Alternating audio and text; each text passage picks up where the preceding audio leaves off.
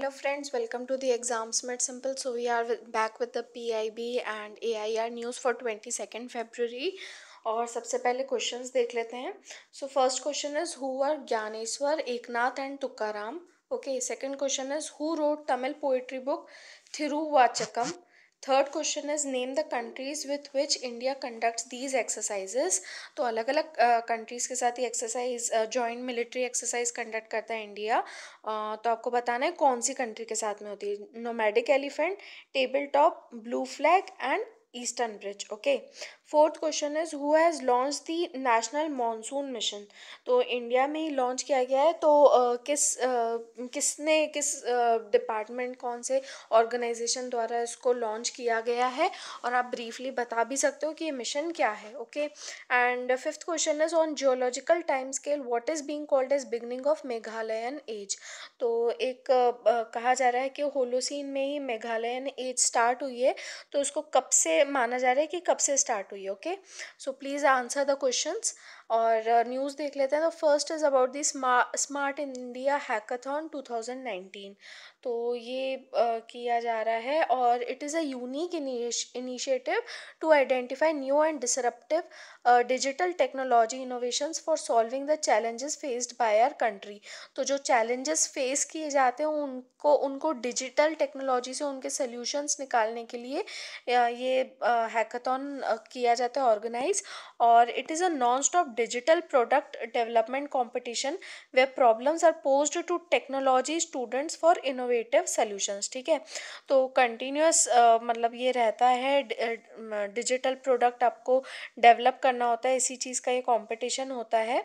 और प्रॉब्लम्स दी जाती है टेक्नोलॉजी स्टूडेंट्स को फॉर इनोवेटिव सॉल्यूशंस. ओके, अब 2019 में क्या किया जा रहा है कि students would also have the opportunity to work on challenges faced within the private sector organisations.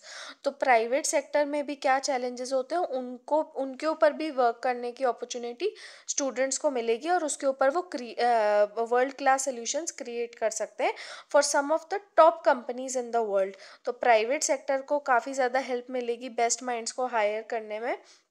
And ये जो स्मार्ट इंडिया हैकाथॉन है, it is the largest ever hackathon in the world and the only one to be held at the national level. ठीक है, तो ये सबसे बड़ा है वर्ल्ड का और अकेला ऐसा एक मात्र है जो कि नेशनल लेवल पे कंडक्ट किया जाता है.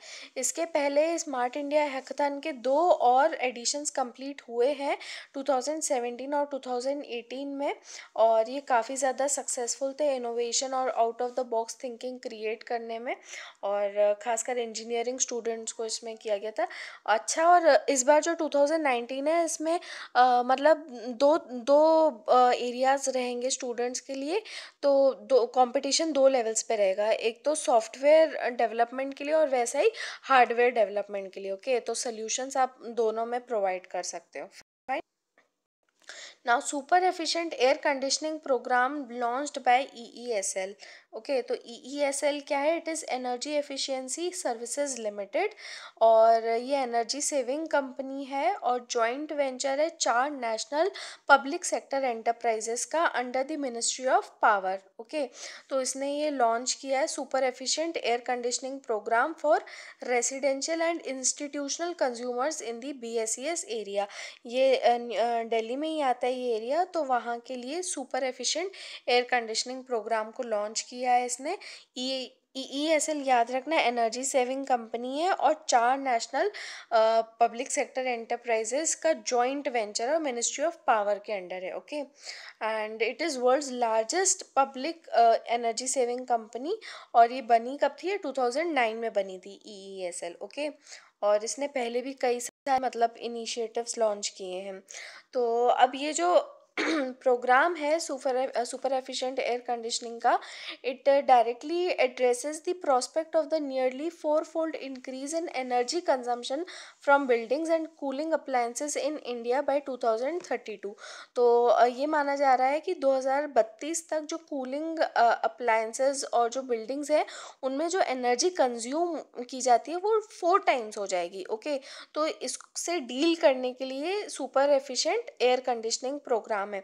इसके अलावा it also addresses the goals of India cooling action plan. ठीक है, तो इंडिया का कूलिंग एक्शन प्लान क्या है, इसमें इंडिया ने मतलब आइडेंटिफाई करने के लिए कि कूलिंग रिक्वायरमेंट सेक्टर्स कौन कौन से हैं, फिर वहाँ पे टेक्नोलॉजीज़ का किन टेक्नोलॉजीज़ का यूज़ करके वहाँ पे कूलिंग रिक्वायरमेंट को कम किया जाना चाहिए। तो ये एक पर्टिकुलर टारगेट सेट किया है इंडिया ने, okay, which is under cooling action plan. Fine. और इसके अलावा हाइड्रोक्लोरोफ्लोरोकार्बन्स फेज आउट मैनेजमेंट प्लान भी है, HPMP।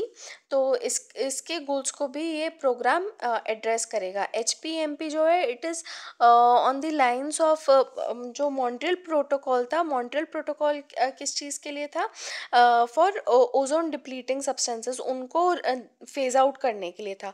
और उसी में एक चीज़ ये भी है कि हाइड्रोक्लोरोफ्लोरोकार्बन्स को भी फेज आउट करना है। ठीक है, और मॉन्ट्रियल प्रोटोकॉल आया था 1989 में, और उसी का अमेंडमेंट था ये किगाली अग्रीमेंट। ओके, तो किगाली अग्रीमेंट हुआ था 2016 में, और उसमें ये कहा गया था कि HCFCs के अलावा HFCs को भी फेज आउट किया जाए। दो HFCs directly ozone depletion substance नहीं है, बट बिकॉज ग्लोबल वार्मिंग, इसलिए HFCs को भी फेज आउट करने की बात की गई थी किगाली अग्रीमेंट में। तो HCFC याद रखना कि उसकी बात मॉन्ट्रियल प्रोटोकॉल में की गई है, because it is a ozone depleting substance. और इसीलिए हमारा HPMP प्लान चल रहा है। अभी हम उसका HPMP का हमारा सेकेंड फेज चल रहा है, which is from 2017 to 2023। Okay, और पेरिस क्लाइमेट अग्रीमेंट भी हुआ ही है 2015 में, जिसमें मतलब इंडिया ने भी अपने INDCs वगैरह सेट किए हैं। तो क्या है इंडिया के INDCs, आप ये कमेंट सेक्शन में मुझे बता सकते हैं।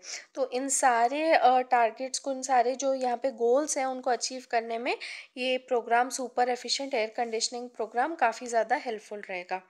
फाइन। और EESL ने इसके अलावा क्या किया है, उजाला प्रोग्राम जो था फॉर LEDs के लिए जो चलाया गया था, वो भी EESL का ही प्रोग्राम था।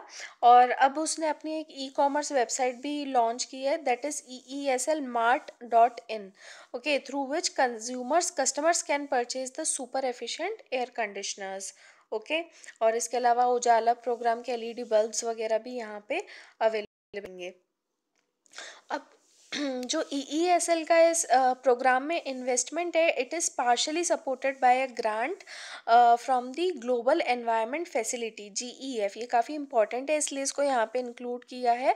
और इसके ऊपर क्वेश्चन आ भी चुका है और फिर से आ सकते हैं, बहुत इंपॉर्टेंट है, ग्लोबल एनवायरनमेंट फैसिलिटी। ओके, तो ये एक फाइनेंसिंग मैकेनिज्म है, याद रखिएगा, ये एक इंडिपेंडेंट फाइनेंसिंग मैकेनिज्म है। And it was established on the eve of 1992 Rio earth summit. ठीक है, 1992 में रियो अर्थ समिट हुआ था, जिस टाइम पे ग्लोबल एनवायरनमेंट फैसिलिटी को इस्टेब्लिश किया गया था to address global environmental issues. और याद रखना ये फाइनेंसिंग मैकेनिज्म है। Okay, and it is an international partnership of 183 countries, international institution, civil society organisations and the private sector. Okay, so that was about GEF and EESL. Now Indus Water Treaty 1960, इसके बारे में दिया हुआ है, काफ़ी अच्छा short में समझाया हुआ है। तो इंडस सिस्टम में पहली बात कौन कौन सी रिवर्स आती हैं, so the main Indus river, Jhelum, Chenab, Ravi, Beas and Sutlej, these are the 6 rivers. Okay, now the basin is mainly shared by India and Pakistan with a small share for China and Afghanistan. बहुत important statement है, directly पूछ सकते हैं आपसे कि Indus का जो basin है it is only between India and Pakistan. तो याद रखना कुछ एरिया जो है इंडस रिवर बेसिन का, वो चाइना और अफगानिस्तान में भी आता है। Okay, and do remember these rivers also. अब इंडस वाटर ट्रीटी साइन हुई थी इंडिया और पाकिस्तान के बीच में 1960 में, और उसमें क्या बात हुई थी कि the waters of 3 rivers, namely Ravi, Satluj and Beas, that are the eastern rivers. Okay, and उनमें जो जितना पानी है it is average around 33 million acre feet. याद रखना ये फैक्ट है, बट काफ़ी इंपॉर्टेंट है, याद रखिएगा, 33 million acre feet. Okay, so this was allocated to India for exclusive use. ठीक है। और जो वेस्टर्न रिवर्स है Indus, Jhelum and Chenab, averaging to around 135 MAF was allocated to Pakistan except for specified domestic, non-consumptive and agricultural use permitted to India as provided in the treaty। ठीक है। तो अब ये चीज़ याद रखिएगा कि जो इंडस रिवर आती है इसमें आपकी इंडस और Jhelum and Chenab, okay, these three go to Pakistan, okay. और ये वेस्टर्न रिवर्स हैं इसकी। और इसके अलावा रावी, सतलज एंड ब्यास, ठीक है, ये हैं ईस्टर्न रिवर्स। और ये किसके पास आती हैं? ये इंडिया के पास में आती हैं। अब इनके ऊपर इंडिया को एक्सक्लूसिव राइट दिया हुआ है, जबकि इनको एलोकेट तो पाकिस्तान को किया है, लेकिन डोमेस्टिक, नॉन कंजप्टिव और एग्रीकल्चरल यूज़ के लिए इंडिया को अलाउ किया गया है इस treaty. Now, India has also been given the right to generate hydroelectricity through run of the water projects, यानी कि बिना पानी को रोके रन ऑफ द रिवर पे आप चाहो तो हाइड्रो इलेक्ट्रिसिटी को जनरेट कर सकते हो ऑन द वेस्टर्न रिवर्स, यानी वो रिवर्स जो पाकिस्तान में जा रही हैं, subject to specified criteria for design and operation is unrestricted, okay. अब प्रेजेंट स्टेटस क्या है ऑफ डेवलपमेंट इन इंडिया? अब ईस्टर्न रिवर्स जो इंडिया के पास में ऑलरेडी है एक्सक्लूसिव यूज़ के लिए, उस पर इंडिया ने सतलज पे भाखड़ा डैम और ब्यास पे Pong and Pandoh dam, okay, इनके नाम याद रखना, and then that is Ranjit Sagar on Ravi, ठीक है, इनको कंस्ट्रक्ट किया हुआ है। और इसके अलावा storage works with other works like Beas Sutlej link, Madhopur Beas link, Indira Gandhi नहर प्रोजेक्ट, इन सब से इंडिया अपना जो उसको पूरा ईस्टर्न रिवर्स का के ऊपर दिया गई अथॉरिटी दी गई है, उसमें 95% of the waters are utilised, ठीक है। लेकिन फिर भी 2 MAF of water annually from Ravi जो है वो अभी भी अनयूटिलाइज्ड पाकिस्तान में फ्लो कर जा रहा है। तो अब ये भी ना जाए वहाँ पे, पूरा का पूरा ये जो अनयूटिलाइज्ड है इसको भी पूरा टैप करने के लिए इंडिया अब क्या स्टेप्स ले रहा है? तो इट इज़ तो अब रावी रिवर पे, so it has resumed the construction of Shahpur कंदी प्रोजेक्ट, ठीक है। पंजाब में आएगा ये शाहपुर कंदी प्रोजेक्ट रावी रिवर पे ही। देन उच multipurpose project is being constructed.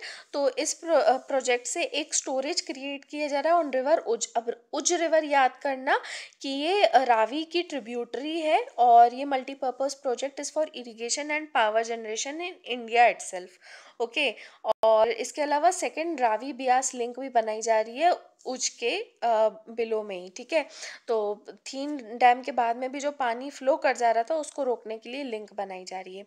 So the above 3 projects will help India to utilise its entire share of waters given under the Indus waters treaty 1960। तो अब पूरा अभी 95% यूज़ हो रहा है, तो अब उसको पूरा का पूरा यूज़ कर लिया जाएगा इन सब कंस्ट्रक्शन के बाद, ओके। तो अब last news, it's not a news, it's just a notification type of thing कि Ministry of Railways will launch a massive recruitment drive to fill up its vacancies in various categories of post। तो अभी कल 23 फरवरी को ही ये publish किया जाएगा। So expectation है कि 1,30,000 वैकेंसीज आएंगी इंडियन रेलवेज में। सो अपने आप को थोड़ा अवेयर रखिएगा। And first time there will be reservation for economically weaker sections, okay. तो यहाँ पे कैटेगरीज भी दी हुई हैं किन किन में रिक्रूटमेंट होना है। Non technical categories like typist, clerk and all, paramedical categories and ministerial categories like stenographer, chief assistant, okay। So those looking out for jobs, please keep yourself aware। And that's all for today from 22nd February news of PIB and AIR। Thanks a lot for watching. Please share our videos, keep giving your feedbacks and keep loving us, and have a nice day.